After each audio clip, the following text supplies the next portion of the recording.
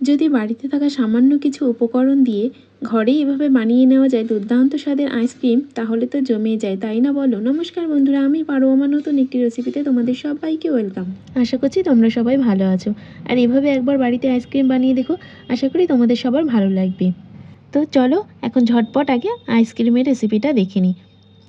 আর তার জন্য কী কী উপকরণ লাগছে সেটা দেখো। এখানে বাদাম নিয়ে নিয়েছি, পিনাটস বাদাম, কাজু বাদাম নিয়ে নিয়েছি, আর 2 প্যাকেট আমুল গুঁড়ো দুধ নিয়েছি, 2 প্যাকেট লিকুইড দুধ নিয়েছি। নিয়ে প্রথমে দুধটা আগে কড়াইয়ের মধ্যে ঢেলে নিচ্ছি।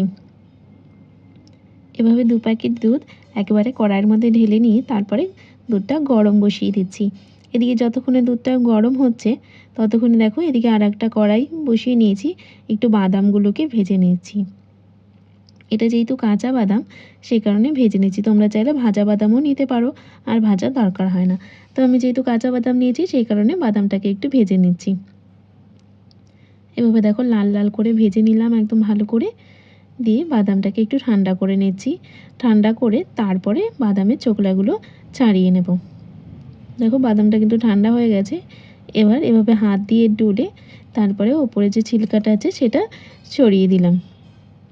দিয়ে পরিষ্কার করে নিচ্ছি বাদামটাকে। পরিষ্কার করে তারপর বাদামটাকে একটু গুঁড়ো করে নেব হালকা। দেখো এইভাবে পরিষ্কার করে নিয়েছি, একদম ভালো করে পরিষ্কার করে নিয়েছি যেন একদম ছিলকা না থাকে।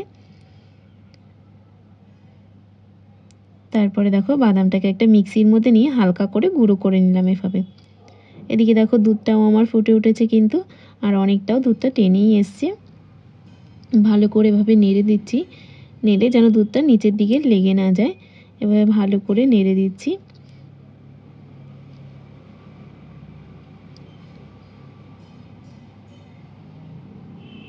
এবার দেখো দুধটা 2 চামচ আমি দুধ এর মধ্যে তুলে নিচ্ছি একটা বাটির মধ্যে। দুধটা তুলে নিয়ে তারপরে যে আমুল দুধটা নিয়েছি সেই আমুল দুধটা এই গরম দুধের সাথে মিক্স করে নিচ্ছি। মিক্স করে ভালো করে মিক্স করে নিলাম যেন কোনো লাম্পস না থাকে।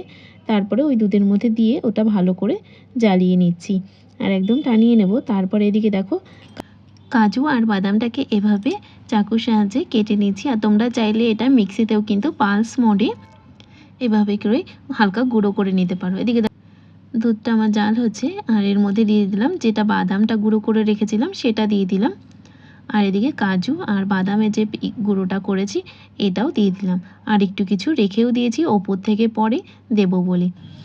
এবার দুধটা এভাবে ভালো করে নাড়তে নাড়তে জ্বালাতে হবে, আর নিচে যেন না লেগে যায়, আর সাইডের স্বরগুলো এভাবে কাচিয়ে দিতে হবে। আর এদিকে দেখো আমি 3 স্পুন নিয়ে নিলাম চিনি।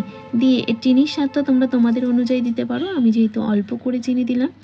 দিয়ে ভালো করে এভাবে দেখো আমি দুধটা জ্বালিয়ে নিয়েছি।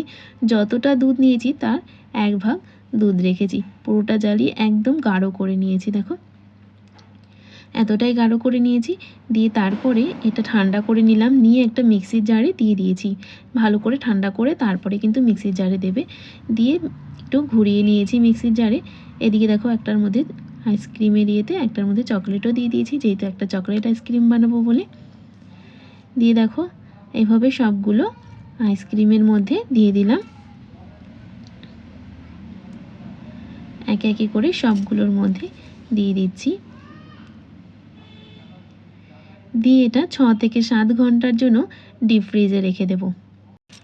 তারপর দেখবে একবারে জমে যাবে, তারপর তোমরা আইসক্রিমটা খেতেই পারবে। আর কিন্তু দারুণ স্বাদ হয়েছিল, খুব টেস্টি লেগেছিল একদম। আর বাদ বাকি যেটুকু বেঁচেছিল সেটা এভাবে একটা বাউলের মধ্যে দিয়ে দিলাম। দিয়ে তারপরে উপর থেকে যে কাজুর বাদামটা রেখেছিলাম সেগুলো দিয়ে সবগুলোই আমি ডিপ ফ্রিজে রেখে দিলাম। দিয়ে দেখো 6 থেকে 7 ঘন্টা পরে আমি এভাবে ফ্রিজ থেকে বের করে একটা বাটির মধ্যে জলের মধ্যে রেখে দিয়েছিলাম কিছুক্ষণ। তারপরে দেখো আইসক্রিমগুলো এভাবে একদম স্মুথলি বেরিয়ে গেছে। দেখো দারুণ হয়েছিল কিন্তু টেস্টে, একবার এভাবে বাড়িতে বানিয়ে দেখো।